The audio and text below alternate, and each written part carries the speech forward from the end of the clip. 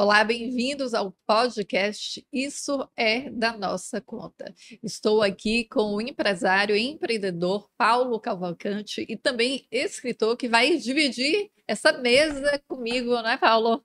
Certeza. E nós já temos o nosso entrevistado aqui ao nosso lado, que é o deputado federal Capitão Alden. Deputado que já foi deputado estadual, com quase 40 mil votos, depois deu um salto quase 96 mil votos para deputado federal e também destaque, né? O deputado é destaque, primeiro da Bahia no ranking político, segundo do Nordeste e terceiro deputado também que vota mais com oposição. É o terceiro ou é o primeiro, deputado? Olha, nós fizemos uma. Primeiro, bem-vindo, né? Já fui direto. Já fui logo perguntando. Já fui logo a direto. satisfação de participar. Realmente, isso é da nossa conta, isso é da minha conta, participar desse programa, desse projeto aqui fantástico.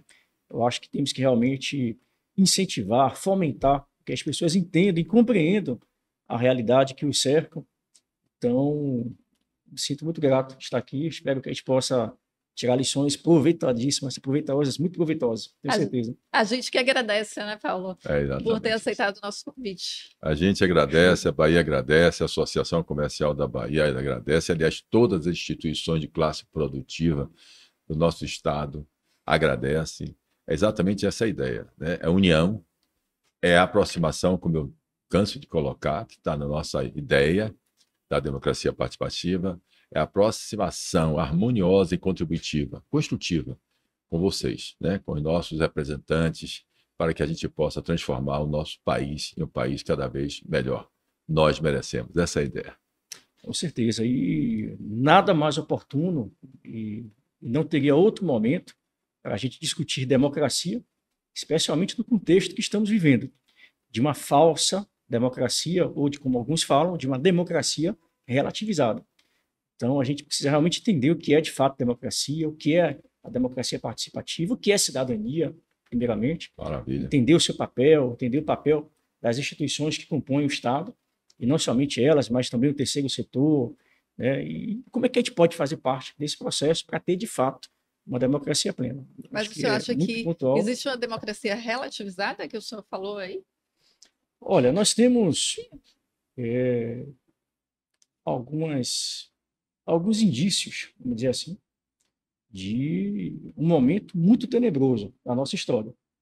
Isso juridicamente falando, acompanhando as notícias, acompanhando da forma como o Estado tem se utilizado de seus instrumentos policiais para atuar contra os que seriam os inimigos do Estado, os inimigos da democracia.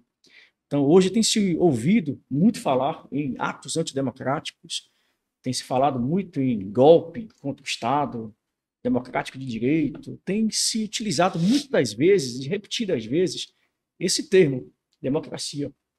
Então, há aí um grupo de pessoas dispostas, inclusive, a dar um golpe de Estado, porque não aceitaram tal resultado das eleições, e estão a todo momento atrás desses tais inimigos do Estado. Então, a gente precisa entender o contexto histórico que estamos vivenciando, e se entender se de fato isso que ocorreu, especificamente no dia 8 de janeiro, se de fato foi um ato antidemocrático, se foi uma tentativa de golpe, né?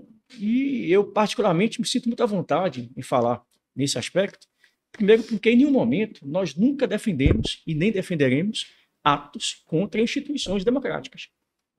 Eu acho que o livre pensar, a opinião das pessoas, a livre expressão, ela é algo que está prevista na nossa Carta Magna. Isso a gente não pode relativizar.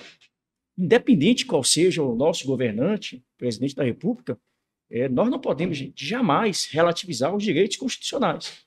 Todas as vezes, em todas as oportunidades que alguém tentou relativizar a liberdade, seja de expressão, seja a própria liberdade no sentido estricto, né, de você estar preso, encarcerado, né, e até mesmo não precisa estar preso, encarcerado, enjaulado, mas a liberdade de você atuar, de você pensar, de você exprimir suas ideias, suas opiniões. Qual canal hoje nas redes sociais se sentem plenamente livres e à vontade de falar o que quer, sobre o que quer? Nenhum. Hoje, cada palavra tem que ser muito bem pensada, muito bem avaliada, não só no aspecto das consequências da nossa fala, mas também nos aspectos da própria atuação do Estado, da máquina. Olha, essa fala aqui tem um viés golpista, essa fala aqui tem um viés, sabe, fascista, tem um viés.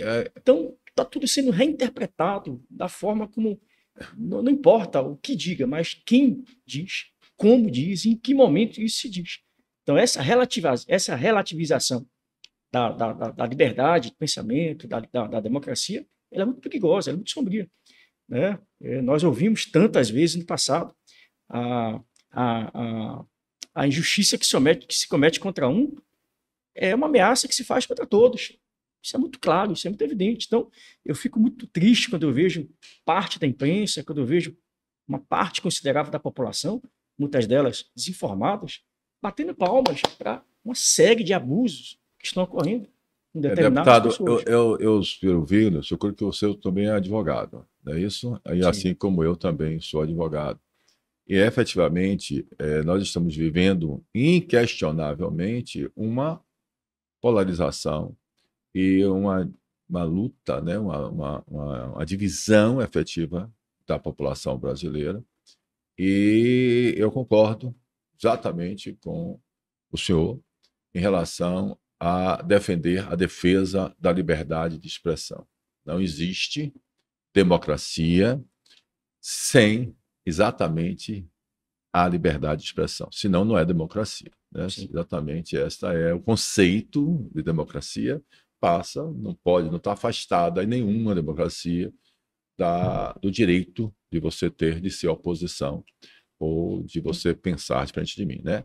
Aí tem até aquela que o pessoal coloca a frase para o Voltaire, né, que diz que defenderia até a morte o direito do seu pensamento, mesmo sendo contrário a mim. Mais ou menos isso, né? Exato. Mais ou menos essa é a ideia. E essa é a ideia da democracia.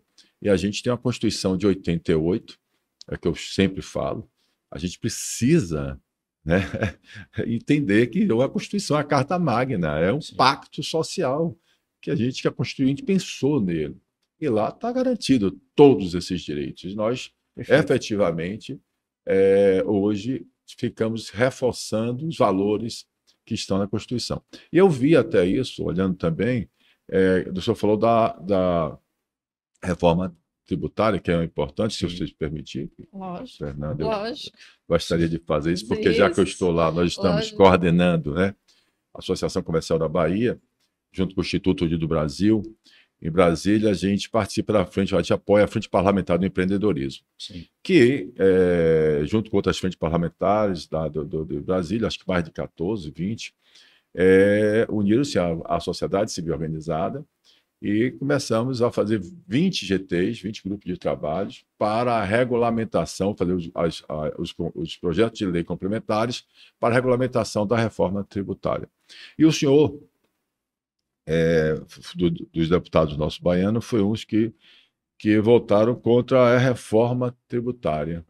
O senhor poderia esclarecer para a gente assim, o que é que o senhor viu, para a gente poder também entender a ideia, do que foi que o senhor enxergou como ruim na nossa reforma tributária? Perfeito. Realmente houve muito burburinho nessa conversa por conta dessa nossa votação, mas de forma alguma nós somos contra uma reforma tributária. Isso fica muito claro. Eu acho que o brasileiro, de uma forma geral, paga pesados impostos. O tamanho do Estado brasileiro, ele é enorme e ficou maior ainda após a assunção do Zé Inácio Lula da Silva. E nós entendemos muito bem o histórico e a forma dessas pessoas governarem. Não é à toa que o ex-presidente Bolsonaro sempre utilizou como frase realmente, não apenas como frase de efeito, mas como uma frase de algo que nós acreditamos. Ele falava sempre, menos Brasília e mais Brasil. E hoje o que estamos vendo realmente é muito mais Brasília, no sentido de uma Brasília inchada, de uma máquina pública inchada, pesada, e não é à toa que diariamente, quase que diariamente, você ouve notícias sobre mais um imposto aqui, mais uma taxa colar, mais um tributo aqui, Então, a todo momento você vê apenas informações que dão a entender de que haverá cada vez mais, ainda mais, carga tributária. Então, a única certeza que a gente tem é de impostos e de morte, né? A gente sempre usa isso como parâmetro. A única certeza que nós temos. E nesse governo, não tenho dúvidas. Então, realmente, nós somos contra, não a reforma tributária, porque ela precisa ser feita. Nós somos, talvez, os maiores pagadores de impostos do mundo. Eu acho que não há problema algum pagar imposto. O problema não está em pagar impostos. O problema não está em se combater o capitalismo, como eles sempre, a todo momento, São os valores pregam. também, né, deputado? Exatamente. Mas é você entender que tem que ter uma finalidade. Estou pagando para quê? Qual é a finalidade? Qual é o retorno disso? A contrapartida do Qual é a Estado. contrapartida? Então, eu acho Isso que é o uma crítica, empresariado... efetivamente, que todo mundo, todo brasileiro faz. E todo empresário, como empresário, ele pensa, poxa, eu pago impostos, mas o que eu posso ter de contrapartida? Eu vou ter que ter investimentos em rodovias, estradas, eu vou poder escoar meu produto de forma que não haja dificuldades para que eu possa chegar num país de tamanho continental como o nosso, que sai em outros países do mundo. Questão da segurança. Hoje a Bahia é o estado mais inseguro do Brasil. Não só para a população em si, mas também para empreender. O maior número de cargas roubadas é aqui na Bahia. Deputado, quando eu me recordo, quando eu fiz algumas entrevistas com o senhor no Parlamento Baiano, quando o senhor era deputado estadual, e já estive no gabinete do senhor, eu lembro que o senhor tinha uma frase no seu gabinete, que era: é dever do Estado a segurança pública, né? Segurança pública é dever do Estado, mas a população também precisa ter responsabilidade. Mas o senhor mudou essa frase na Câmara Federal? Como foi? Continua colocando essa frase ou não coloca mais na Câmara Federal? Não, eu acho que... O que foi que o senhor fez? Deixa eu só contextualizar o público. Na verdade, eu fiz uma referência à Constituição Federal, quando ele diz no seu artigo 144, que a segurança pública é dever do Estado. Bacana, mas é responsabilidade de todos. Então, o que foi que eu fiz? Quando eu assumi o mandato, eu coloquei uma frase lá em meu gabinete, fazendo referência a esse artigo, e, obviamente, fiz um trocadilho, dizendo o seguinte: segurança pública se faz com educação, justiça, cidadania e a participação de todos. Esse foi o trocadilho que eu utilizei. Diretamente em linha com o que eu acredito, com o que a gente está defendendo, exatamente, o que a gente precisa realmente promover e propagar na nossa sociedade. A gente precisa entender que a gente é responsável. Democracia participativa é isso. É o eu responsável. É o eu atitude. É o eu transformador. Você só transforma a realidade no momento que cada um da gente assumir para si as suas responsabilidades. Pronto, perfeito. E aí, por que eu entendendo nessa lógica? Porque, infelizmente, não só o PT, né, eu vou até evitar citar siglas, mas, infelizmente, os partidos que ora estão governando o país, eles tendem sempre a terceirizar responsabilidades. A culpa nunca é do indivíduo, é sempre de alguém, é porque ele é negro, é porque ele nasceu assim, é porque ele vai ser assim a vida toda. Então, sempre colocam terceirizando responsabilidade por aquilo que eu posso realmente mudar. Então, quando eu fiz isso, eu quis dizer o seguinte, que não basta você apenas investir em armamento, em uniforme, em treinamento. A culpa da insegurança pública, ela não é só da Polícia Civil e Militar, não é só do Estado. Por isso que eu disse que segurança pública se faz com a educação, justiça, cidadania e a participação de todos. Por quê? Vamos pegar aqui as bases comunitárias de Salvador, quando foram implementadas, que o governo, inclusive do Estado, está voltando a fortalecer as ações com o chamado PRONASSE 2, que é o Pacto pela Vida 2, que foi um fracasso. O modelo dele, ele é interessante, ele é bonito para se vender. A sociedade vai participar. Mas por que o fracasso? Das políticas de segurança. Pronto, porque ele não conseguiu efetivar ainda essa tal participação de todos. Ele joga a responsabilidade para a instituição Polícia Militar, a questão da segurança pública. Só para que vocês entendam o meu contexto. Eu estou policial militar há 22 anos, aqui na Bahia. Hoje eu tenho 44, fiz 44 agora, Parabéns, esse final de dia semana, 19 de abril, dia né? 19. Então, eu estou na Polícia Militar há 22 anos. E o que eu vi de lá para cá? Eu confesso aos senhores que eu tinha uma visão completamente equivocada do que era essa questão da participação social, da participação da sociedade na promoção da segurança pública e da prevenção do crime e da violência. Antes, quando eu entrei na polícia, eu tinha uma visão belicista, armamentista. Quanto mais homens armados, quanto mais o Estado for presente, quanto mais legislações firmes e duras, maior você vai ter a possibilidade de combater o crime e a violência. E aí você, participando do processo, entendendo como funciona o processo, você começa a perceber que, peraí, a culpa não é só da polícia. A culpa não é só da falta de investimento do Estado na parte bélica, no homem, na preparação, capacitação do homem. Tem algo a mais aí. E aí eu sempre faço a comparação das bases comunitárias. Toda base comunitária, quando ela era lançada oficialmente, inaugurada, a sede, o espaço físico, naquele dia vai Defensoria Pública, Ministério Público, membros do Tribunal de Justiça, Polícia Civil, Militar, Federal, órgão das Forças Armadas, a imprensa em geral, representações da comunidade vão para o dia, aquele ato simbólico, se estabelecendo ali uma base comunitária de segurança pública. Passa um mês, passa 2 meses, todo mundo vai embora. Aí você tem uma sala, normalmente um prédio, onde ali vai funcionar a sede da Defensoria Pública. Uma sala. Então, o advogado da Defensoria, o membro da Defensoria vai poder receber ali as demandas da população. Aí tem uma sala reservada. Ali, uma sala onde vai funcionar em conjunto a Polícia Civil, Militar, né, e outros órgãos, Transalvador. E aí você separa, compartimenta, como se fosse um SAC, um serviço de atendimento ao cidadão. Só que não funciona. Primeiro, porque você tem a dificuldade de efetivo para isso. Segundo, porque você não tem uma compreensão exata de todos os atores do processo, qual o papel dele ali. Então, um deve complementar a ação do outro. Um deve entender que ele faz parte de um todo, não é só uma ação isolada. Então, com o tempo, você começa a perceber que todos aqueles órgãos inicialmente presentes começam a ir embora. Primeiro, imagine, estou aqui no centro comunitário, na base comunitária. Aí eu recebo lá, por exemplo, mulheres vítimas de violência.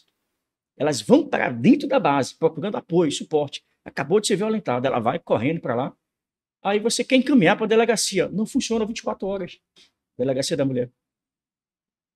O senhor está nessa luta, né, deputado? Sempre estive. Inclusive, eu trabalhei durante 4 anos no Departamento de Polícia Comunitária e Direitos Humanos. E a seção que eu fazia parte, ela desenvolveu um projeto de vigilância participativa. Maravilha. Esse é um projeto fantástico, mas o governo do Estado... Está onde esse projeto? Esse projeto, hoje, ele funciona, só que da maneira totalmente equivocada. Mas eu gostaria de ter acesso a esse projeto, porque isso tem tudo a ver com a Associação. Eu vou explicar rapidamente como é que ele funciona. Vamos ver.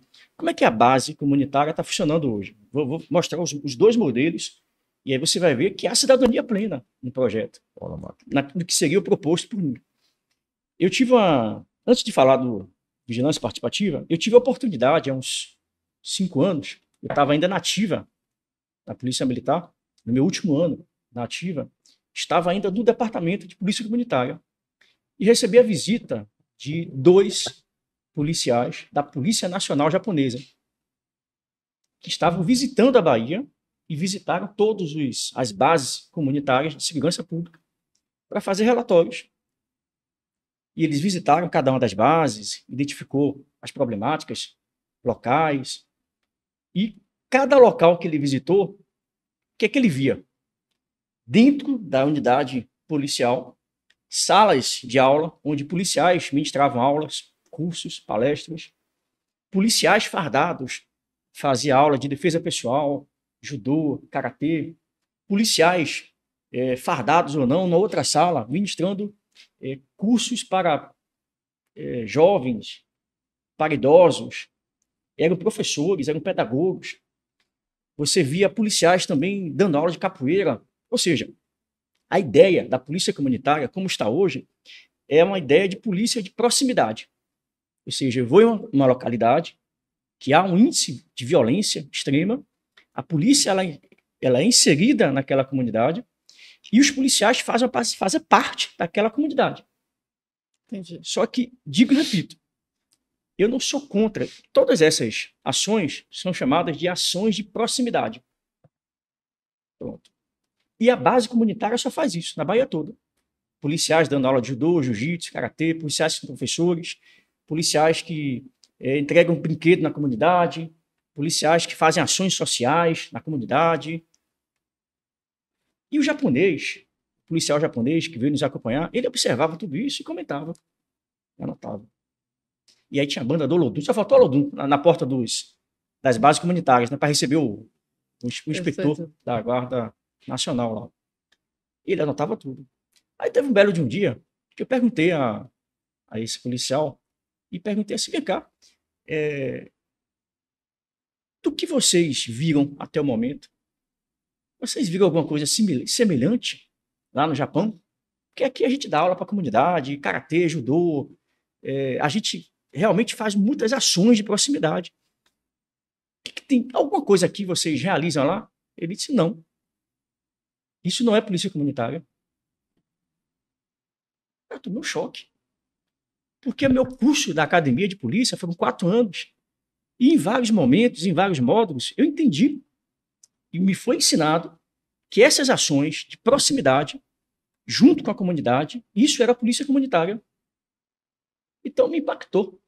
Foi um choque.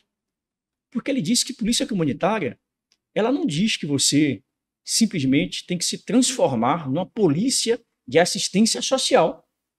Para isso existem os órgãos do governo que vão realizar ação social. E a polícia está confundindo realizar policiamento com fazer ação social. Isso não é papel da polícia.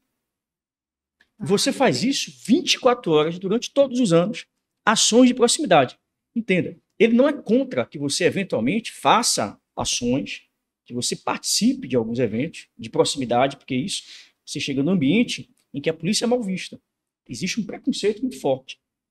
Então, se você chegar fazendo um monte de ações, você não vai aproximar nada da comunidade. Então, você quer ali mostrar que o policial ele faz parte da sociedade, que ele é um cidadão, que atrás da farda existe um ser humano, que existe até um policial que mora no bairro e que está ali integrado com os problemas da comunidade. Ok, eu entendo isso. Mas, e onde é que estão as ações de prevenção? Por exemplo, eu sou praticante de arte marcial, instrutor de arte marcial. Quando eu vejo policiais desenvolvendo aulas de defesa pessoal para uma comunidade, eu entendo que ela está fazendo um trabalho de proximidade, que é um policial militar, que é professor, está ali no kimono, está ali, e também é uma ação de prevenção. Por quê? Se eu pratico arte marcial e passo a ensinar técnicas, procedimentos a alguém que nunca teve contato com aquilo, eu vou estar desenvolvendo, para além de técnicas de ataque e defesa, eu estou ali trabalhando controle emocional, eu estou trabalhando ali o encorajamento das pessoas a confiarem mais em si mesmas, eu estou ali trabalhando noções de segurança. Dificilmente alguém que pratica arte marcial vai se sentar de costas para a rua. Dificilmente alguém que pratica arte marcial, quando tiver com sua esposa, seus filhos andando na rua, dificilmente o praticante de arte marcial vai estar com as 2 mãos ocupadas, cheio de sacola na mão, andando na rua. Não vai. Dificilmente. Passa desapercebido, né? Isso é um detalhe. Né? Mas em relação à ideia que interessou bastante, que foi a aproximação, cidadania dentro da comunidade, Pronto. aquilo que foi criado. Pronto. Aí Qual que eu vou seria, chegar lá. então, como é que a gente pode usufruir disso Pronto. dentro exatamente o que é da nossa conta, ou seja, dentro do que a gente Exatamente. está buscando aqui? Qual é a experiência que você ouviu? Como é que a gente Isso. pode efetivamente fazer Exatamente. isso? Vou chegar lá. Então, hoje as nossas ações de proximidade das chamadas polícias comunitárias, elas visam apenas ser um órgão de assistência social. A polícia militar não está dando conta de fazer prevenção do crime, que é o trabalho principal dela, prevenção do crime. É isso aí. Só que a pergunta é... Mas não está dando conta por quê, deputado? Pronto. Será que com essas ações... Vamos lá. A polícia militar vem fazendo polícia comunitária há 20 anos. Eu tenho 22 anos de polícia. Há 20 anos, qual é o resultado que nós tivemos? 90 mil assassinatos. Bahia, 20 anos. 5 mil homicídios por ano. A Bahia hoje é o 5º estado mais violento do Brasil. Isso é o que nós temos, isso é fato. Hoje eu tenho um Estado governado por um partido que diz promover segurança para negros, pobres, mulheres, LGBT. Nos últimos 20 anos, a Bahia lidera, durante 5 anos, morte contra as mulheres, morte contra homossexuais. A maioria dos mortos são negros, a maioria dos mortos são jovens de 15 a 29 anos. A Bahia hoje é lanterninha no quesito educação. A Bahia hoje é lanterninha no quesito saúde para todos. Gasta-se muito e não chega assim à comunidade que mais precisa. Hoje eu tenho 22 anos de polícia. O que é que eu posso dizer hoje? Eu tenho o mesmo, menos efetivo do que eu tinha há 22 anos. Eu entrei na polícia, nós tínhamos 29.500 homens. Hoje eu tenho 28.300 homens. Quando a LOB, que é a lei que estabelece o efetivo da polícia, dizia que tem 47 mil homens. Em todo o estado. Em todo o estado. Cada município, então, tem um policial militar. Hoje eu tenho, sim, o fato é Sim. que, com certeza, na maioria dos municípios, com certeza, um policial militar tem. Não vai ter um juiz, não vai ter um promotor, não vai ter um delegado. E em 191 municípios, de 417, eu tenho apenas uma viatura com 2 policiais para cuidar da cidade. Em 191 municípios. Aí você vai para a Polícia Civil. O efetivo hoje é 5.300 policiais. O estado inteiro. O estado com quase 15 milhões de habitantes, 417 municípios. Em 200 municípios não existe polícia civil. Não há figura de um policial civil. E em mais de 100 não existe delegados. Os que têm, eles se desdobram para atender regiões metropolitanas, regionais. Então, isso faz com que haja uma outra consequência. A Associação de Delegados da Polícia Civil do Brasil divulgou um dado em setembro do ano passado sobre a elucidação dos crimes em todo o Brasil. Por conta desse baixo efetivo policial militar, baixo efetivo da Polícia Civil, isso resulta numa menor quantidade de inquéritos solucionados. Claro. Dos mais de 60 mil inquéritos, somente ano passado, que foram procedimentalmente abertos pela Polícia Civil, apenas 39% são concluídos.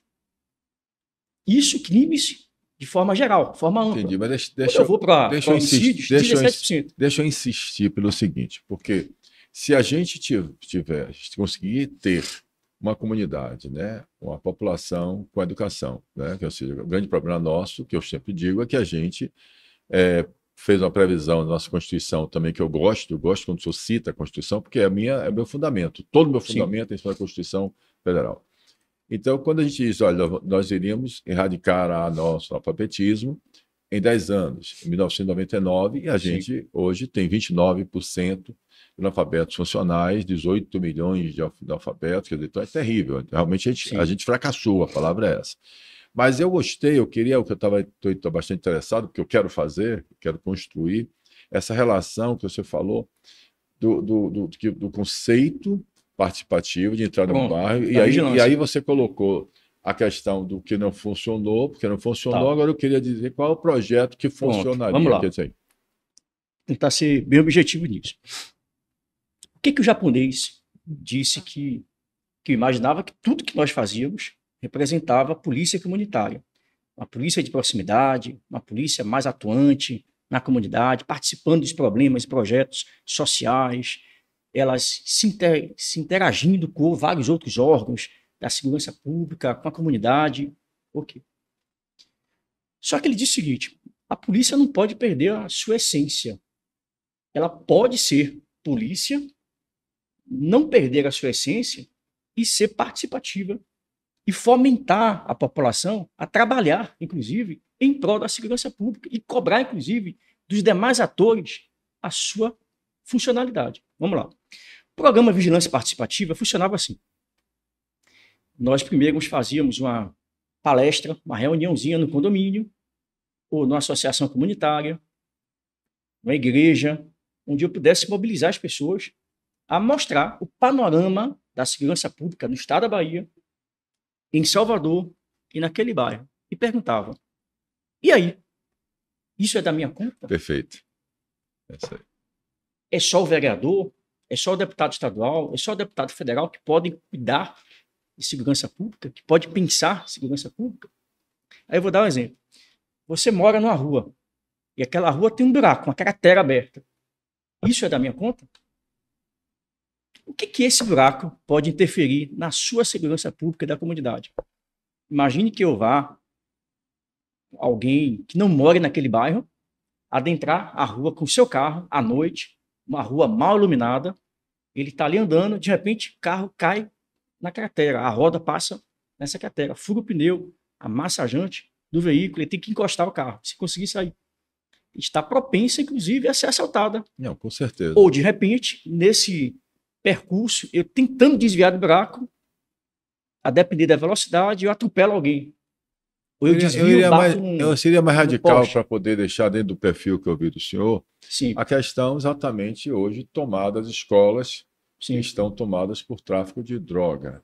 Né? Vamos chegar lá. Escolas que à noite os alunos ou os professores não se sentem seguros. Ou seja, eu Exatamente. diria que a gente vive efetivamente Sim, por falta de consciência cidadã, sim, por falta de entender que a gente já é vítima, né, de tudo, e a gente, como eu falei, né, Sim. demonização e criminalização do empresário, demonização e criminalização do policial, demonização e criminalização do político, né? Tudo isso são questões que a gente, por nossa falta de educação, sim, de inteligência cidadã, sim. que vai ser o meu segundo livro, tá? Para vocês ficarem sabendo, vai ser Inteligência Cidadã, e eu vou provocar exatamente isso, cada Talvez classe. por isso que o projeto Polícia Comunitária, de fato, como se faz no Japão, não avance no Brasil. Porque eu, quando eu fazia o meu projeto do Vigilância Participativa, esse foco dessa palestra ela é específica. Mas existe uma primeira apresentação do projeto Vigilância Participativa, que era primeiro lá em Jequié. Foi o primeiro local que eu comecei a fazer esse projeto. Então, o que eu fazia para a comunidade? Você conhece o seu vereador? Boa. Você sabe quem Esse você questionamento votou? que Paulo estava Esse é o falando meu antes. questionamento. Então, nós né? pegávamos Exatamente a isso. foto dos vereadores do município Boa. e jogava na tela.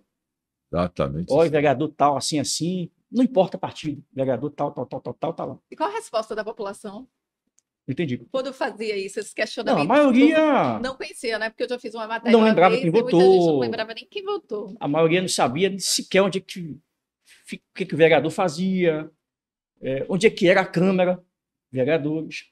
Então, quase nada eles sabiam sobre os vereadores e o papel deles. Educação cidadã. Localizávamos quem era o presidente, quem era o superintendente da PRF na cidade, da Coelba na cidade, da Embasa na cidade.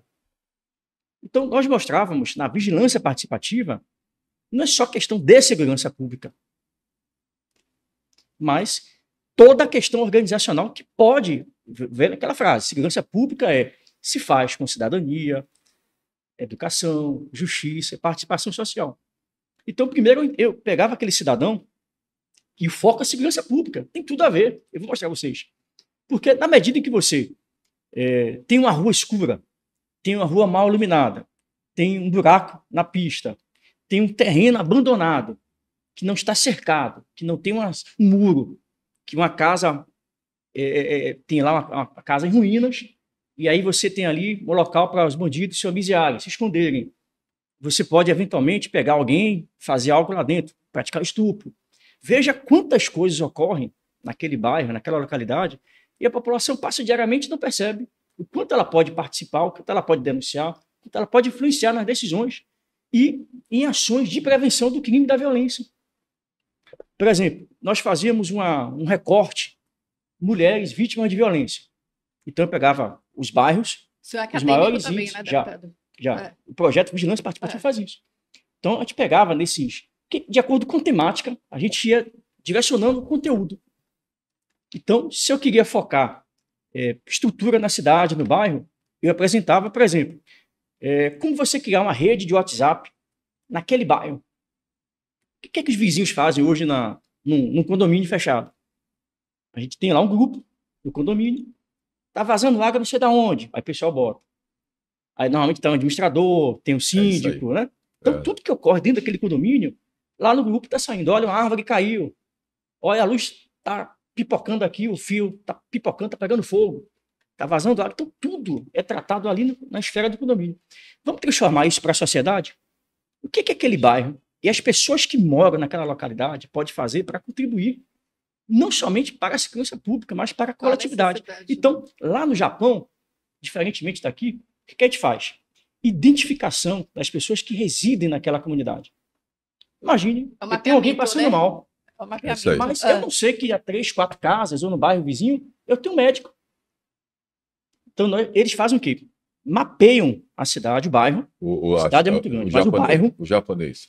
o japonês, ele mapeia toda a comunidade, é como se fosse, e faz isso integrado aos censos oficiais, O censo. IBGE, órgãos que atuam de alguma maneira para poder levantar dados, ou a gente já pega esses dados, muitas vezes pegamos órgãos oficiais, alguns dados, renda, quantidade de pessoas na família, mas nessas ações de aproximação é que você vai coletar dados.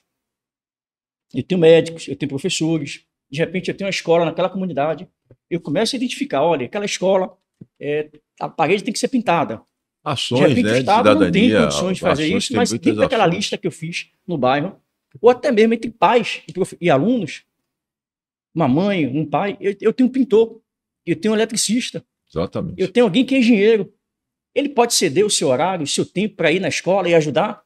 A gente pode ratear isso? Então, a gente tenta envolver o máximo de pessoas, identificando essas pessoas, criando lista de transmissão, mala direta, dica de segurança. Identifiquei que uma determinada zona... E consciência, né? Tem que conscientizar, despertar que eu falo, consciência. conscientizar. Então, primeiro a gente forma qual é a realidade local, quem são os órgãos em que eu posso direcionar uma demanda. Às vezes a pessoa vai para a rua, aí o que é que as pessoas sabem? Por falta de informação, elas tacam fogo no pneu, na rua, protesta, trava tudo. Existem outras formas de protestar? Existem outras formas de pressionar o Estado? É através do vereador? É através da imprensa? Qual é o canal? Qual é a fala? Então a gente mostra outros, ou seja, a gente fortalece a ideia de cidadania. Perfeito, perfeito, perfeito. Então, então lá no bairro a gente falava sobre, por exemplo, tem um programinha chamado Cinesp Cidadão, que é um aplicativo que você baixa gratuitamente, se cadastra hoje, antes não precisava se cadastrar, mas eu posso consultar a placa de um carro andando naquela rua e checar se aquele carro tem restrição de furto ou roubo. Ou, de repente, você vai contratar uma pessoa para trabalhar em sua casa, e aí você pode consultar nesse mesmo aplicativo o nome da pessoa, se tiver, se tem mandado de busca ou algum mandado de prisão em aberto. Então, a gente mostra ferramentas, mostra que se tem um carro rondando aquela rua, é um carro que não é daquela região, está parado há muito tempo, eu posso consultar a placa e quando for informar a polícia ou jogar no grupo, você já vai passar isso com mais informação. Olha, eu chequei uma placa, esse carro está aqui já há um bom tempo, placa, modelo assim, assim, tem restrição de furto. Então você vai direcionando, às vezes, o Estado a ter uma atuação mais atuante. Nos Estados Unidos tem um slogan que eles falam assim: você é ajuda até ajuda especializada chegar. Então eu tenho a percepção, e eu nunca consegui chegar nisso, que é o quê? Você é ajuda até ajuda especializada chegar. Lá eles chamam de Citizen on Watch, ou Citizen on Patrol. Cidadãos em patrulha, cidadãos em vigilância, como eles chamam lá. E tudo isso que eu estou fazendo, eles fazem reunião com a comunidade, mostram quem é o vereador, quem é o prefeito, quem é o comandante-geral, mostram a estrutura do Estado naquela localidade, quantas escolas tem, né, pública, privada, né, faz com que atividades com que os pais se conheçam, interajam com o professor, né? Aí você começa a fazer o seguinte: poxa, vamos simular aqui uma enchente. Vamos imaginar que eu tenho aqui as condições para acontecer um desabamento, deputado, um alagamento. Deixa eu para dar um direcionamento em relação a algumas questões que eu acho que tem a ver com o nosso objetivo, que é o mesmo.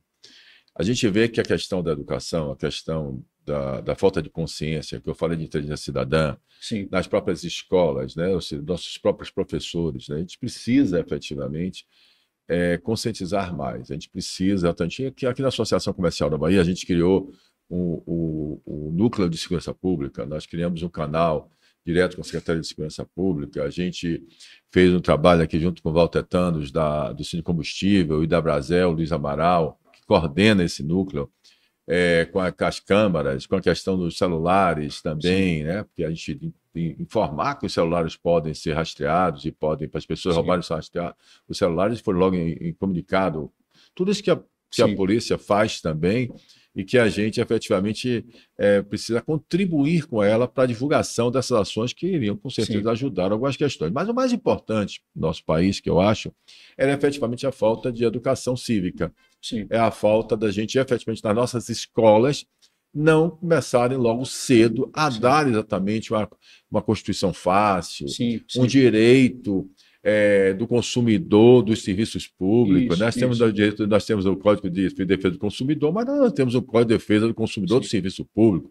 Dar exatamente o sentimento de pertencimento e unidade à população, para eles entenderem que eles não estão, que não é a favor dos serviços públicos, educação, saúde pública, segurança pública, não é a favor, é a obrigação do Estado, como o senhor colocou lá no nosso artigo Sim. 37 da Constituição Federal Brasileira, Sim. diz claramente que é a obrigação, né, Sim. dar o serviço público com eficiência. Está escrito lá, né, a obrigação do presidente da República, governadores, prefeitos e tudo mais. Então, esta falta de conscientização, que eu acho que é importante. Quando você falou das questões comunitárias, eu estou pensando isso nas escolas públicas também, você nos observatórios das escolas públicas, reunião de pais e mestres, ou seja, Sim. esse empoderamento, esse sentimento de pertencimento, ou seja, esse mundo que eu chamo de subterrâneo, né, que é o Sim. mercado informal, nós temos, eu insisto nisso sempre, eu tenho que contar isso sempre, porque é importante as pessoas perceberem que nós temos minorias formais no Brasil e quanto a hostilidade as pessoas formais são tratadas, quantas leis e leis e leis que Sim. vão fazendo, pensando que sendo rígido, como o senhor colocou, no início eu achava que se a gente fosse mais rígido na lei, se a gente botasse Sim. a lei,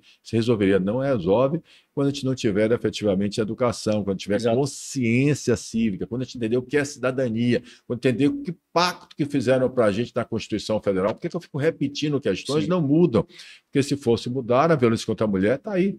Né, Lei da Maria da Penha e outras questões que vocês vão colocando, apesar de estar na Constituição dizendo que nós somos iguais, que a mulher tem direito igual ao homem, que não pode, a violência já está tudo previsto, Sim. mas não adianta, porque a gente faz leis severas e não transforma. Estamos vendo uma crise muito grande, enorme, inclusive, e até eu vi também que o senhor tem um projeto de lei que é exatamente para impedir coisa que está na Constituição Federal, né, que ministro do Supremo Tribunal Federal em público de seu discurso de ideologia política, mas o ministro já está na Constituição, né, a independência dos três poderes, o guardião da Constituição. Jamais poderíamos imaginar um dia que um ministro pudesse estar fazendo discurso, né, ele próprio, que as questões de valores, Sim. valores efetivamente ou princípios constitucionais, né? Sim. E a gente vê toda vez, a gente, sem perceber essas extravagâncias,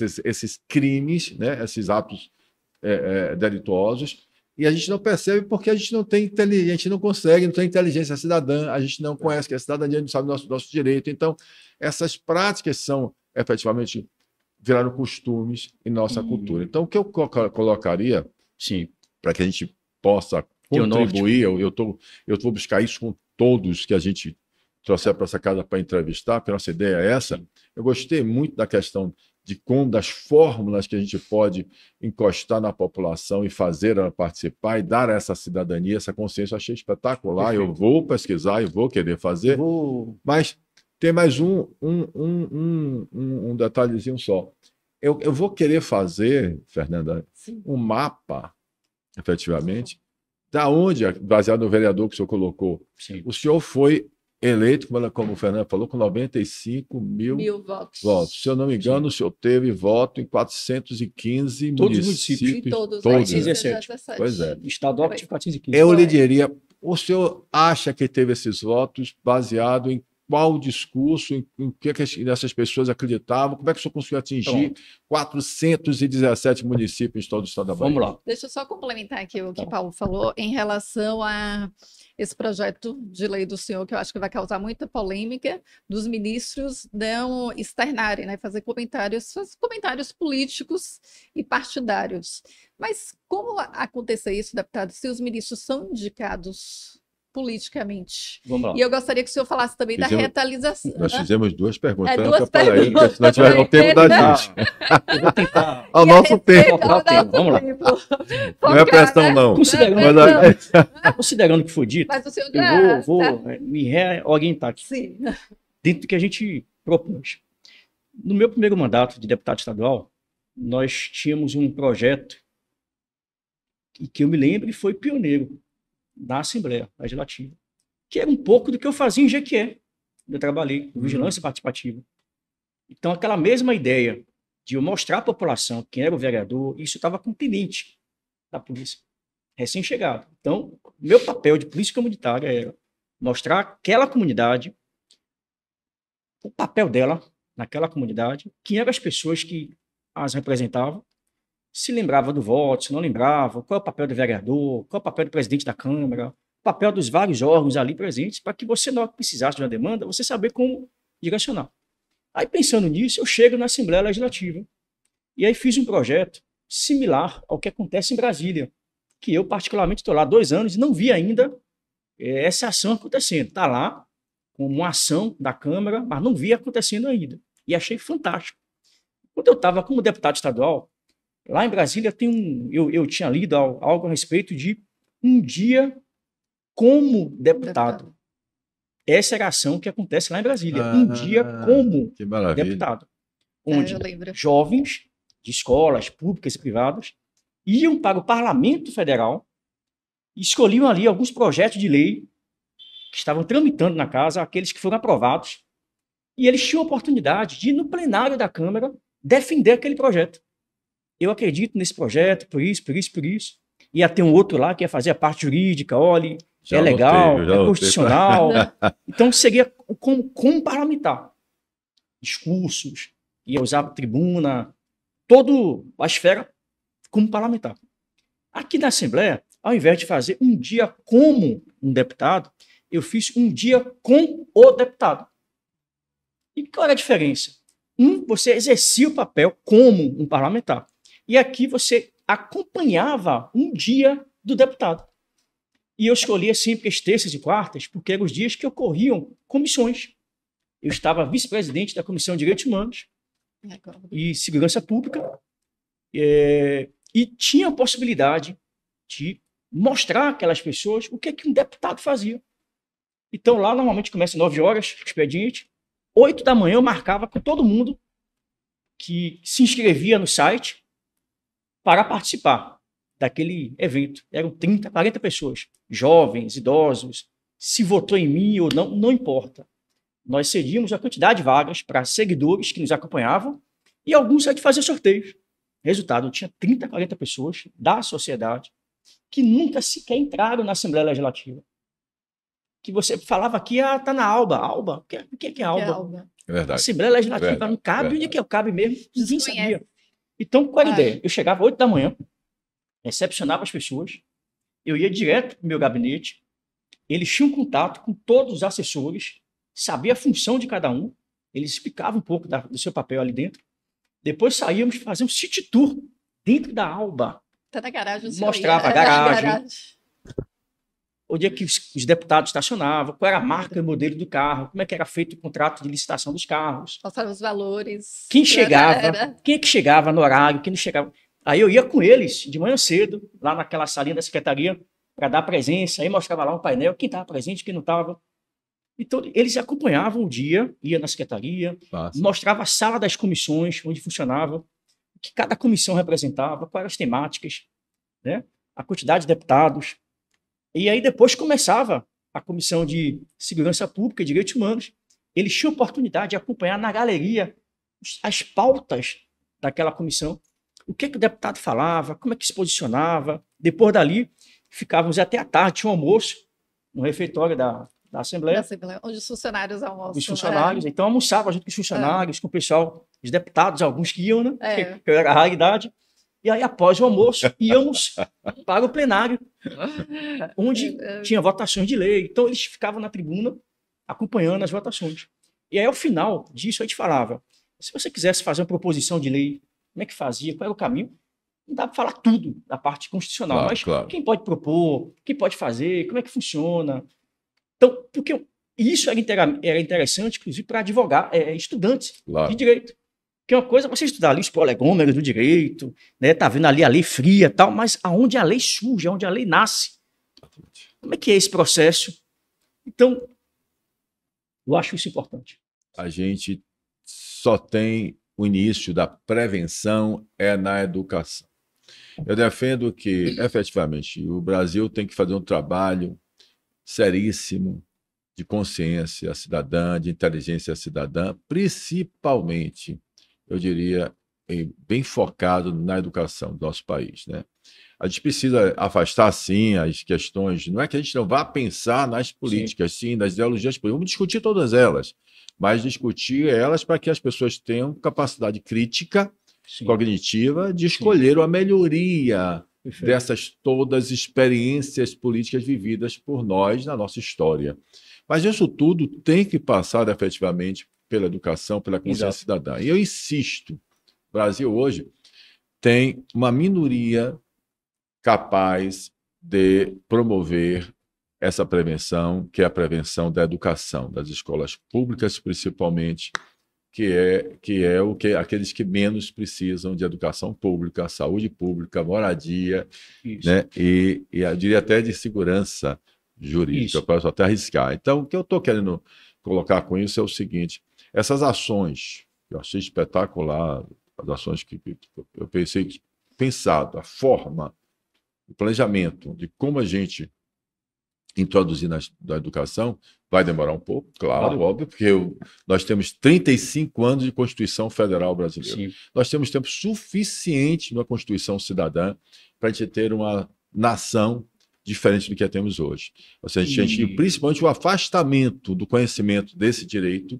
foi que levou a gente a acreditar que não temos direito ou deixar e permitir que as pessoas atropelem, né, joguem, rasguem a nossa Constituição, rasguem nosso direito. Isso é uma realidade. Então, só para a gente poder colocar no que a gente busca, eu estou muito satisfeito, porque exatamente como o senhor colocou claramente, eu pensava e mudei, eu pensava, isso é crescimento, isso é fantástico, eu pensava que seria assim, mas eu pensei, então isso Evolução, né? Isso que é, né? Ou seja, isso que é o exercício, né, da gente efetivamente buscarmos uma melhoria contínua, né, do que é viver melhor e ação. Adorei as atitudes e as orações que o senhor teve também, já anotei várias aqui que eu vou buscar, principalmente essa particularmente, qual foi a minha virada de chave nesse processo?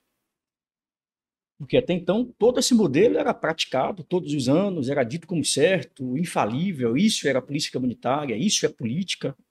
O senhor sofreu retaliação, deputado? Porque o senhor fala dessa virada de chave. Eu já vi algumas entrevistas do senhor falando até que tirou uma foto, acho que no gabinete de Bolsonaro, e sofreu retaliação. Preso. Se o senhor ficou preso, por exemplo, o senhor foi preso? O policial militar, ele não pode, né, se expor politicamente. Igual tem o projeto do senhor também a respeito dos ministros. Eu gostaria que o senhor falasse se essa virada de chave foi depois que aconteceu essa prisão do senhor, também. Essa retaliação. Eu queria fazer uma coisa, até porque os temas são muitos, né? Complexos. E o tempo é gostoso, né? Uma coisa vai levando, mas vou tentar me policiar para não sair do foco. Eu acho que a virada de chave, eu acho que o senhor falou algo fantástico. A educação, ela é a chave que transforma, ela é a chave da mudança. E especialmente nos últimos 4 anos, isso aconteceu de maneira muito mais forte. Independente da questão ideológica, direita, esquerda, até porque esse era um conceito que pouca gente sabia. Eu estou hoje num partido de direita, mas pouco sabia há 5 anos atrás, um pouco mais, que eu comecei a participar de movimentos em 2013. 2012, 2013, fora Dilma, aquela coisa toda, e abaixo comunismo, aí você tinha aqui fotos minhas lá na Barra, frases, abaixo comunismo, e eu não sabia o que era o comunismo. Quando eu tive a oportunidade. Mas estava lá, né? E imagine, que interessante, que eu já estava na polícia, já estava formado, eu formei em 2005 na polícia. Vim de colégio militar, estudei, formei em colégio militar, e nunca ouvi ou estudei sobre contra-revolução, ditadura militar. Eu via muito pouco. Aconteceu o período tal, regime tal, assim, não sei quem substitui, não sei quem, tal, ditadura. Mas era muito vago, muito parco. É verdade. Sabe? E aí, quando eu tive a oportunidade de fazer uma especialização no Exército Brasileiro, em final de 2011 para 2012, justamente no meio daquele processo todo, né, foi que um coronel veio me mostrar que foi a Contra-Revolução de 64. Quais foram as pessoas que participaram daquele ato, o que representava politicamente aquele momento, quais foram os atores. E eu comecei a dizer, rapaz, eu fui enganado. Isso que é o comunismo, isso foi contra o quê? E contra quem nós lutamos? E hoje é interessante, porque quando você fala para o público, esse capitão maluco fala de comunismo em 2024, que nada, acabou com o Muro de Berlim em 91, esse negócio de comunista, aquelas barba branca, aqueles cabelos assim, foice, martelo, o que isso tem a ver com comunismo hoje? As pessoas não conseguem entender que o que estamos vivenciando é um processo, sim, de perda de direitos. Estamos caminhando para um regime totalitário, onde a liberdade de expressão não é a máxima hoje. Eu vou dar um exemplo muito prático. Parece que tem um quê de teoria da conspiração, mas não é. Isso é comunismo. No estado de São Paulo, em 2014, foi aprovada uma legislação estadual proibindo a venda, comercialização de armas de brinquedo. Estado de São Paulo. Isso tudo começou desde 2012, quando um instituto foi criado, chamado Instituto Sou da Paz.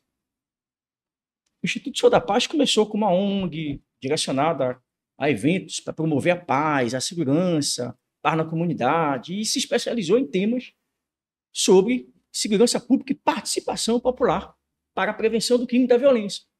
E começou com a bandeira, menos armas, menos violência, mais livros, mais... enfim. E aí o próprio Instituto Sou da Paz, nesse desenvolvimento dessa teoria, patrocinou a eleição de um deputado estadual, que em 2014, representando o Partido Socialista, ganhou a eleição no estado de São Paulo, está deputado estadual, e em 2014 apresentou um projeto proibindo a venda de armas de brinquedo. Obviamente, o senhor como empresário e outros tantos empresários se mobilizaram, foram à justiça, condenando essa atitude, que era uma intervenção do Estado numa atividade comercial, numa atividade produtiva. Você proibiu uma arma de brinquedo, uma pistola, por razões de segurança. Qual estudo científico, qual análise, qual lógica? Não, ele disse, não, é proibido, está proibido. Resultado, isso em 2014. Aí o ano vai passando, TJ, recorreu ao STJ, parou no STF.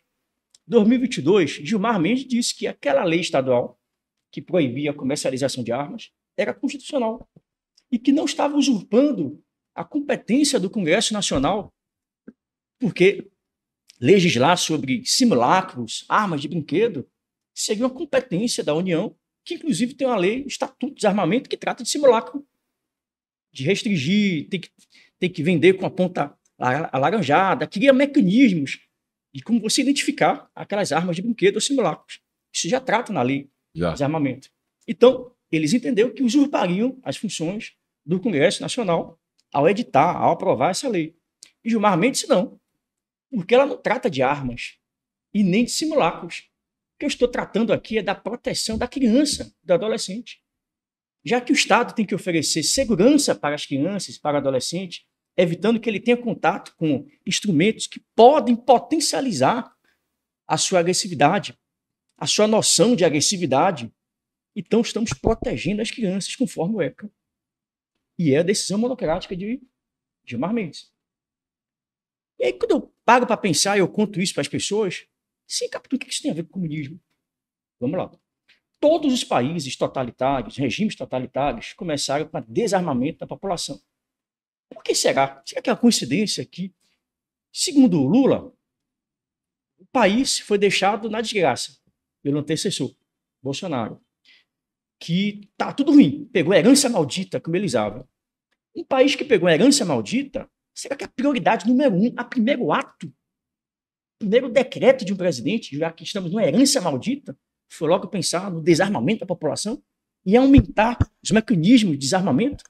Eu não falei, se eu peguei um país numa miséria, numa herança maldita, minha primeira ação seria fomentar emprego, fomentar empresas, fomentar indústrias, alfabetização, fome.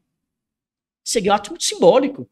Já que eu estou na herança maldita, não. O primeiro ato foi aumentar ainda mais o desarmamento da população civil. Então, veja bem, Efetivamente, eu não tenho dúvida nenhuma e concordo plenamente com o senhor quando a gente fala que a gente precisa efetivamente hoje ter direito, ter liberdade de todos os níveis de expressão e como está na Constituição. A liberdade. Então, eu sim penso nisso. Eu digo que a Constituição brasileira, quando eu digo que ela foi perfeita em 88, que ela traz exatamente isso. Né? Nós temos o capitalismo, mas nós temos os três poderes, dependentes e harmônicos, nós temos, no caso, a igualdade, todos, de credo, gênero, tudo está lá, cor, todas essas questões que hoje são tão discutidas e que está lá na Constituição. E todas essas questões também, da liberdade, sim, eu particularmente também sou, sim, a favor que todo homem tenha seu registro, ande com sua arma, eu acho que é isso sim, eu acho que nós temos o direito à nossa defesa, nossa preciosidade, que é a nossa família, nosso corpo, nosso eu. Então, óbvio que eu não gostaria de confiar, me perdoe, ao Estado o direito dele vir, ou seja, como o senhor mesmo colocou nisso na entrevista, vocês são, né, a proteção de vocês até que a especialidade chegue. Mas eu tenho que estar na minha casa com o direito de até que a polícia chegue para me proteger, eu tenho que estar dando jeito de proteger minha família, do meu lar, da minha propriedade privada. Então, mas nós temos exatamente a previsão, que eu digo, da igualdade, da oportunidade. Então, se você tivesse efetivamente uma eficiência na escola pública, no posto de saúde público, nós teríamos, sim, igualdade. Quando a gente fala de povo igual, igualitário, quer dizer o seguinte, olha, se eu tenho uma educação, como eu digo todo santo dia, em que os meus netos estudem juntos com os filhos das babás que hoje cuidam dele, e tenham uma educação eficiente, que no final da escolha dele, ele cada um escolha fazer o que quiser, jogador de futebol, cantor, empresário, médico, advogado, seja qual for, policial, 10, cada um tem um direito, mas com conhecimento, principalmente com cidadania, com conhecimento, com a história. Aí nós saberíamos o que é comunismo, socialismo e tal, que tem lá. Né? Mas 88 se pensaram nisso. Então, a partir daí, eu acho que nós temos problemas sérios para que a gente venha resolver. E por que é que eu insisto na democracia participativa? Eu ainda acredito que podemos, sim, termos direito à liberdade de expressão, ainda acredito nas instituições públicas federais, ainda acredito no Supremo Tribunal Federal, ainda acredito no nosso Congresso Nacional, ainda acredito no nosso Executivo, nos três poderes, ainda acredito nas instituições públicas, ainda acredito que efetivamente a polícia, né, como eu coloco na provocação que eu faço, nem todo empresário é sonegador, nem todo juiz vende sentença, nem todo policial ou funcionário público se vende, nem é injustiça, é injusto dizer isso, a gente precisa acreditar nela, e precisa punir aqueles que estão equivocados, e a lei para ser lei mesmo, nós estamos efetivamente vivendo, como advogado eu estou falando aqui agora, como estudante de direito, eu estou falando aqui agora, realmente uma crise terrível no Brasil, né? Uma confusão, né? Uma invasão de decisões que acabou de colocar aqui. O legislativo é legislativo e nós temos o guardião e temos o executivo. Nós precisamos de uma reforma, mas isso tem que ser feito a partir desses dois movimentos que eu acredito. Uma é educação com a participação da sociedade civil organizada. E a outra é a sociedade civil organizada. Os empresários, toda associação, toda associação de classe, pode ser de policiais, pode ser de médicos, pode ser de empresários, pode ser o quê? Organizados, unidos, efetivamente cobrando, como o senhor falou, e essa é a ideia nossa, Fernanda, fazer um mapa, e é por isso que eu perguntei, o mapa do que foi que cada representante nosso se elegeu, qual é o contato, que o senhor também acredita, qual é o contato que ele tem com o vereador do município dele, o que é que ele prometeu, quanto tempo ele cobra isso do vereador, se ele tem essa consciência. Então, a venda do voto, tem até uma posição minha que eu digo o seguinte, um artigo que eu escrevi, eu disse, o pessoal fica brigando, dizendo se a urna eletrônica, se é isso, se é aquilo. Veja bem, nós sabemos que a história nos mostrou que nós tínhamos os votos de cabresto.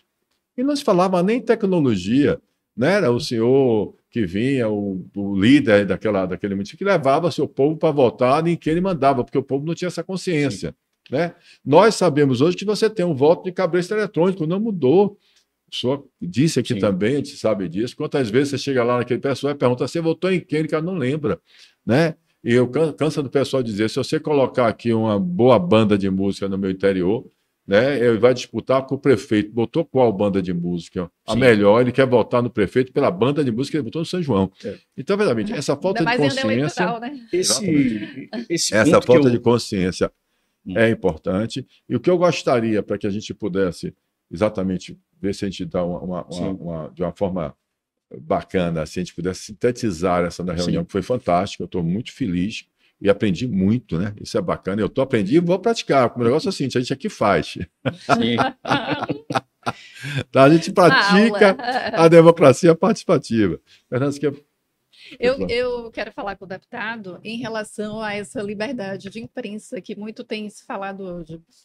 E, recentemente, em dezembro de 2023, o STF determinou que jornalistas e veículos poderiam ser punidos com declarações de entrevistados. Qual a opinião do senhor? Porque, principalmente, se for ao vivo, ou, por exemplo, o senhor vai e faz uma crítica ao presidente da República, faz denúncias, nós, jornalistas, seríamos punidos, nós seremos punidos, e tanto veículos de comunicação. Qual a opinião do senhor a respeito disso? Porque isso me deixou muito preocupada. Eu tenho um veículo de comunicação, eu tenho um site Bahia Repórter, então isso me deixou preocupada de denunciar, fazer algumas Todas denúncias. essas questões que estão sendo colocadas, combate a fake news, cerceamento de direitos, o aparelhamento do Estado, menor autonomia, menor poder para os órgãos fiscalizadores, tudo isso faz parte de um método. O que eu estou tentando dizer, quando eu falei da questão do comunismo, é que existe método. A Constituição está sendo rasgada diariamente à toa, porque surgiu do nada, que o STF está entrando na seara daqui, porque a população está sendo desarmada. Tudo isso que eu estou tentando mostrar não surgiu da noite para o dia. Existe uma cadeia lógica, pode parecer temas desconexos, mas há uma lógica, há um porquê. Quando você retira a arma da população, só para resumir, nenhum Estado democrático, de direito, de fato, retira do seu cidadão o direito do seu legítima defesa, da sua propriedade privada. Se você não perde seu direito, a sua liberdade privada, a sua própria autodefesa, quem dirá perder outros direitos sagrados? Porque todo aquele Estado que retira da população os mecanismos de expressão, os mecanismos de autodefesa, quando retira dela a autodeterminação, né, e que ela se permite ser controlada pelo Estado a todo momento, eu estou dando um recado. Mais controle, mais Estado, menos liberdade, menos imprensa, menos... Então isso faz parte de uma lógica. Por isso que eu estou dizendo que tudo isso que está acontecendo são sinais, sim, de uma... Efetivação de um planejamento que o senhor está querendo colocar como o Fórum de São Paulo, como a ideia, efetivamente. Sempre. Isso, imagina, no primeiro ano de governo, já retornou a volta do Fórum de São Paulo, reunindo todos os países comunistas do Brasil, socialistas. Dilma hoje está liderando o BRICS, maior banco internacional, maior banco privado, mais de $1 trilhão à disposição, e só tem países democráticos. E aí você vê a todo momento legislações aprovadas cerceando o direito não somente da população, e em especial da imprensa livre. Aqui na Bahia, inclusive, foi o primeiro estado do Brasil a aprovar uma lei de combate a fake news. Aqui na Bahia. Lei número 14.268, de 28 de maio de 2020. E aí vem agora o PL 2630, da censura, que, igualmente ao da Bahia, além de estabelecer multa, estabelece prisão simples para quem espalhar notícias falsas, bloqueio das contas bancárias de quem espalhar notícias falsas, se for empresa, for CNPJ, proibição de participação de licitações. Olha o peso do Estado para quem disseminar fake news. E que fake news são essas? Denúncias dos investigadores? Federal, né, que o senhor está falando do projeto uma imprensa federal. Que está denunciando, a imprensa investigativa, que tipo de punição esse profissional de imprensa que deveria ser livre, vai ter ao ser enquadrado como fake news. Esse projeto que o senhor está falando é o federal, né? PL 2630, Sim, federal, que vai estabelecer, além de multa, prisão simples, bloqueio das contas bancárias, bloqueio das contas das redes sociais. Então, esse é o país livre que propõe medidas como essa. A mesma coisa aconteceu no Canadá durante a pandemia, quando os caminhoneiros participaram de protestos contra as ações de pandemia, fechamento de comércio, foram presos, contas bancárias bloqueadas, redes sociais bloqueadas. Por quê? Espalhou fake news, mentiras contra o Estado. Então, quando você vê ações como essa, e algumas pessoas batendo palma, é isso mesmo, porque é bolsonarista, porque é conservador. Então, foi aquilo que eu disse no início. A injustiça que se pratica contra um é uma ameaça que se faz contra todos. Então, quando você fala da preocupação da imprensa hoje, do profissional de imprensa que deveria colocar suas visões de mundo sobre temas quaisquer. Porque hoje a democracia, a liberdade de expressão, e quem busca conhecimento, ele tem que ter uma visão ampla. Eu imagino que o senhor é deputado federal, tem que ter perguntas, tem que ter, sabe? A arte de perguntar e questionar, criticar, faz parte. Eu estou dizendo aqui, deputado, que imagine que o senhor é deputado federal, é deputado estadual, imagine. Né? Imagine que, efetivamente, as pessoas sentem medo, sim. Sim. Porque hoje é verdadeiro, esse pavor, esse medo está na sociedade. A sociedade fica com medo de dar opinião, né? De dar opinião. É interessante isso. Né? Então, qual é a questão? A gente, efetivamente, no caso específico nosso, voltando aqui até para voltar àquela questão que eu pensei que o senhor fosse responder. O senhor falou em educação, por exemplo. Falei, educação. Só educação, vamos lá. Mas deixa eu só lhe perguntar essa aqui que eu lhe falei, que o senhor não me respondeu, para as perguntas ficarem no ar. Eu falei da reforma tributária. Sim, aí o senhor disse a mim que falou, mas bem, eu fiquei imaginando, o senhor disse que ninguém aqui é contra a reforma tributária, claro, óbvio, tal. Sim. Mas então o senhor ia dizer o seguinte, tem aquele conselho para verba aí, que não estava na previsão que nós discutimos. Eu sei porque eu participei pelo Instituto do Brasil, eu participei para a Associação Comercial da Bahia, eu fui por vários meios de discussões com as pessoas sobre a reforma tributária. E não existia discussões sobre aquela comissão federativa. Né? Não existia. Fazer o papel do Congresso, definir regras, isso daí que eu até escrevi também um artigo dizendo o seguinte, a discussão nossa discussão, ela passava pela desburocratização da reforma tributária. A gente está falando da simplificar, para tirar aquela carga toda, como outros países são, como no mundo estão lá, né? Então, essa foi a nossa ideia, era a ideia nossa, né? Transformar um posto único. Foi discutido demais essa questão. E nós estávamos esperando isso, discutindo isso, ia ficar mais caro, ia ficar mais barato e tal. Se era para discutir primeiro a reforma administrativa, como é que você vai discutir? Isso. Você precisa de orçamento das suas despesas para depois você saber o que você vai fazer a sua receita. Né? A gente discute a tributária e não discute a administrativa, ou seja, aquela questão do cobertor curto. Né? Então a gente fala, não vai discutir o tamanho do Estado, existe hoje um Estado se agigantando e a gente sendo sobrecarregado de impostos. Essa é a reclamação do cidadão brasileiro, não é só um cidadão consciente, cidadão que tem noção de que paga imposto. Né? Porque muitos nossos brasileiros, do povo, não tem noção de que ele paga imposto na comida que ele compra. Ele não tem imposto que no barraco dele ele paga quando ele vai acender a luz. Ele não tem noção que dá na água que ele bebe, no pão e na roupa que ele veste. Ele não tem noção que está embutido o imposto ali, na passagem do ônibus dele. Não tem noção, mas paga imposto. Então, ele mantém esse país também. Então, veja bem, não é só os empresários, todos nós, trabalhadores, empregados e desempregados, mantemos o Estado. Então, veja bem, reforma administrativa, e a gente vê aquela questão da comissão. E aí começa uma discussão que não estava previsto para ser aprovado. E eu vejo, eu vou fazer essa pergunta em relação ao que era contra a reforma tributária, já dando esse gancho que eu dei, para ser por aí, que eu estou entendendo. Né? Não sei se pode fazer isso, jornalista. Lógico. Né? Mas... Pode sim. E a outra questão é por que não se cria uma lei dentro do Congresso Nacional para não permitir os jabutis?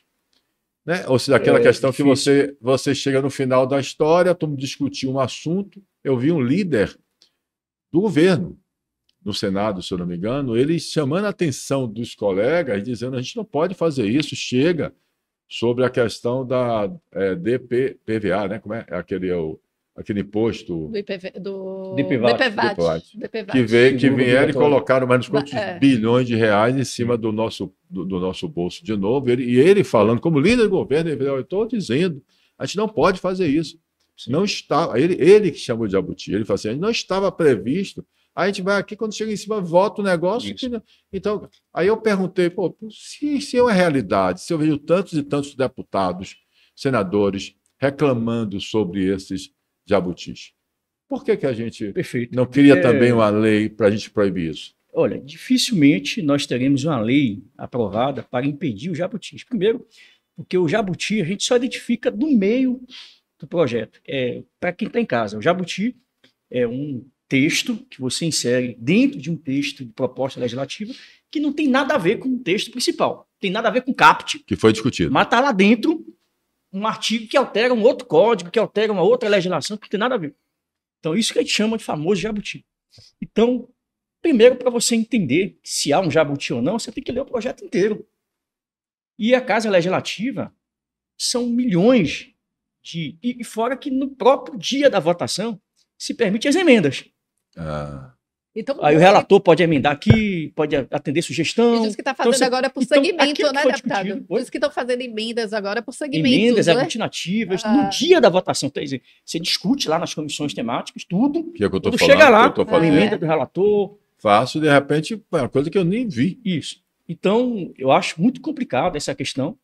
Eu acho que passa pelo pressuposto. Porque, assim, político que não tem opinião, que fica em cima do muro, ou que se abstém do seu voto, para mim não tem que estar na política. Político que tem medo do seu posicionamento, das suas colocações, porque vai perder voto, vai perder seguidor na rede social, não estou nem aí. As pessoas que votaram em mim, que acreditam em mim, esperam de mim uma conduta. Claro. E ela tem que ser linear. Claro. Não pode ser no dia da votação, aí eu voto assim, depois voto contrário. Eu acho que tem que ter linearidade. Então, talvez os jabutis, eles seriam menos possíveis se aquelas pessoas que estão ali no Congresso, fiscalizadas, as pessoas confiassem nas pessoas que estão ali no processo, né? E aí soubesse que não teria acordos, que não teria outros interesses, senão aquele no qual você votou para representá-los, talvez tivesse menos possibilidade de você fazer ali acordos. Então, assim, por tudo isso eu digo e repito, nós não somos contra a reforma tributária, fomos contra a forma como foi discutido isso, como você disse. Você participou de várias reuniões, vários encontros, propôs isso, propôs aquilo, comissão técnica, comissão temática, chega lá, apresentou um projeto que seria razoável, e chega lá um outro projeto que não foi discutido ou que não se estudou as consequências e os impactos. Exatamente isso. E outra, tudo que tem que cabe recurso... Ou seja, alguém estudou o impacto, mas não era o que a gente queria. E mais, e tem aquelas tais, os asteriscos, as linhas pequenas que você não enxerga. É tão minúscula, né, deputado? Né? São tão minúsculas. Então, e tem outro ponto grave.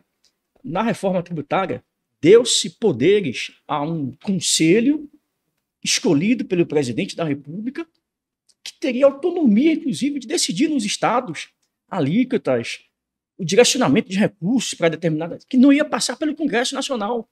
E hoje é a competência dela. Então, quem faz parte do conselho?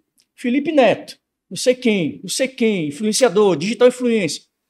Essa é a comissão técnica que vai decidir para onde vão os recursos do Estado, do Brasil, como é que vai ser dividido a alíquota. Isso então, que o senhor falou é verdade? É Felipe Neto mesmo ou sou do exemplo? Ele faz parte de algumas comissões. Tá, também mas não é, né? Não, o conselho... Lá, cuidado com fake news.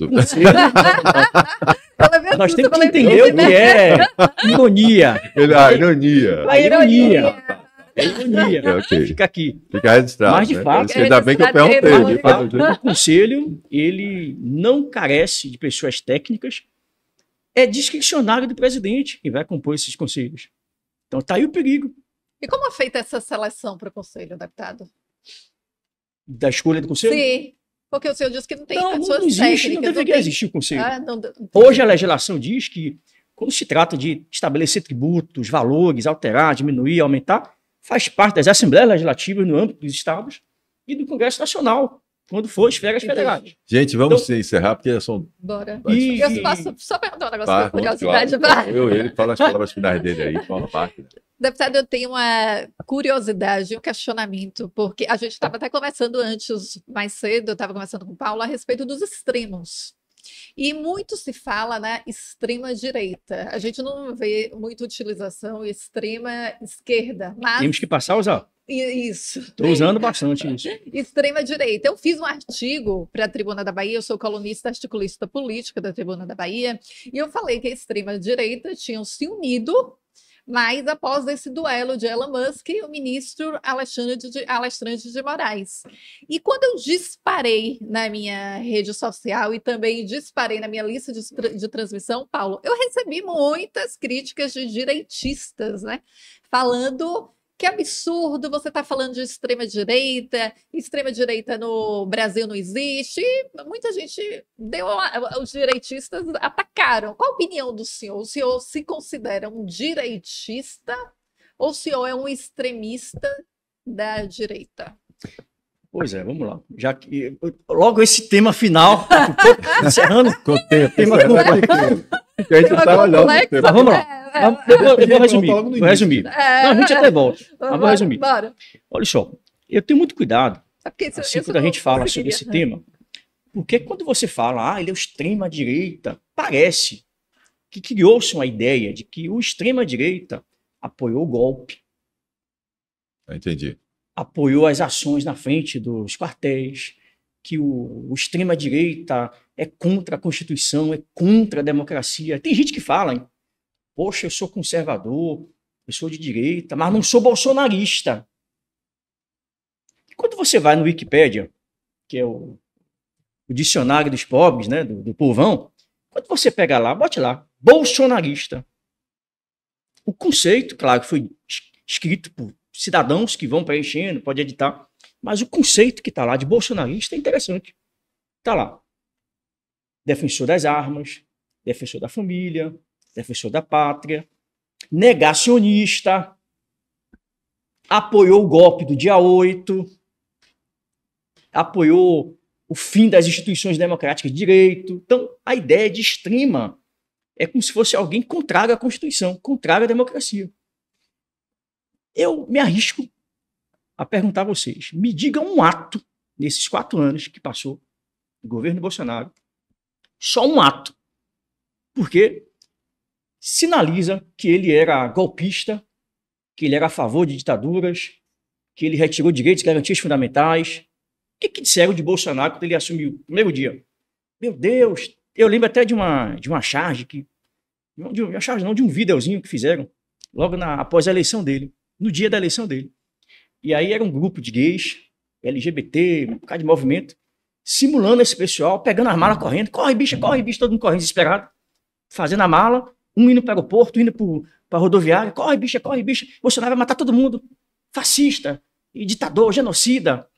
Então criaram essa ideia de que ele, por ser militar, por ser de extrema direita, ia implantar a ditadura no Brasil, que iria dar um golpe, que ia fechar o Congresso, que ia fechar o Supremo Tribunal Federal, que todo mundo ia ter os seus direitos e garantias tolhidos. Então isso não existe, isso é a criação da oposição.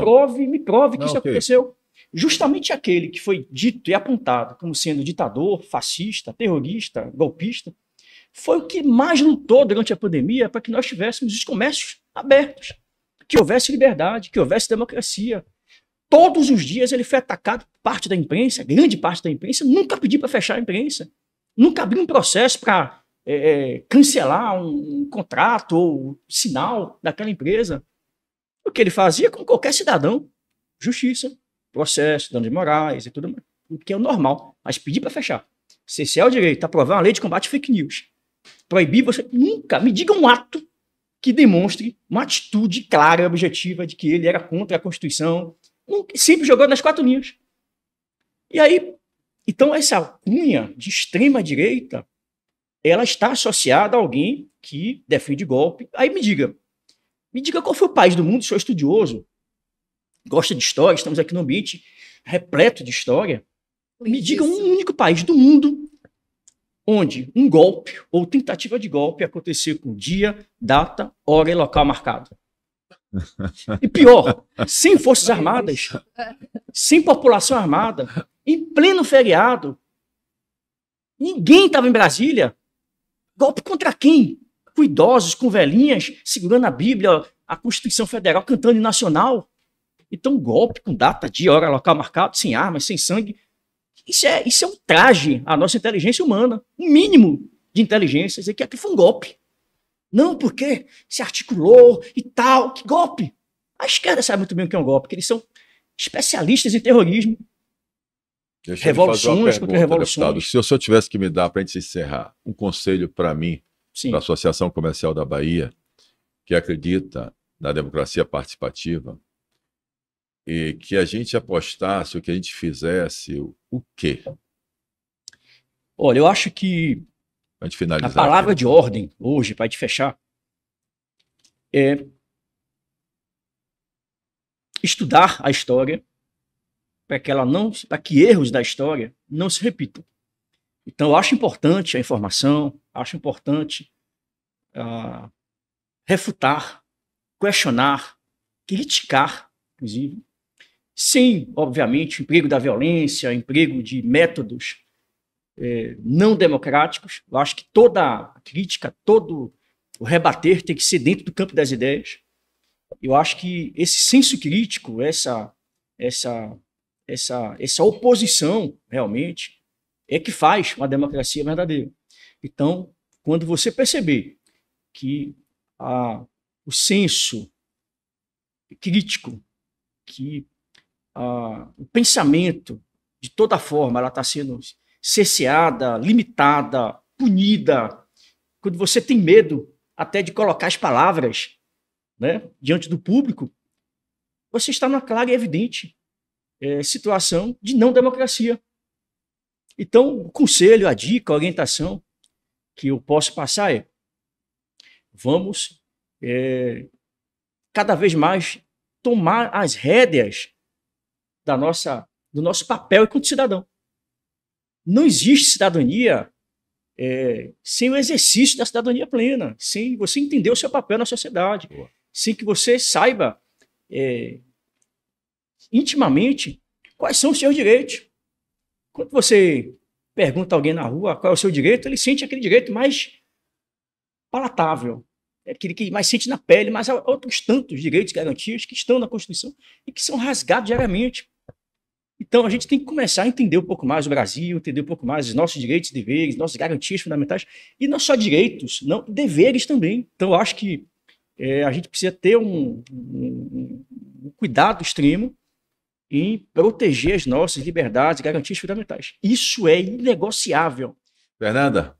Eu quero agradecer a presença do deputado Capitão Alden, deputado federal, que eu sou apresentadora na Assembleia Legislativa da Bahia, né? Há 22 anos eu já estou lá, há 15 anos apresentando desde a fundação da TV, e eu acompanhei o deputado Capitão Alden desde o início dele. Parabéns, deputado, o senhor já se destacava no Parlamento baiano e está se destacando também no Parlamento Federal, né? Entre os 513 legisladores.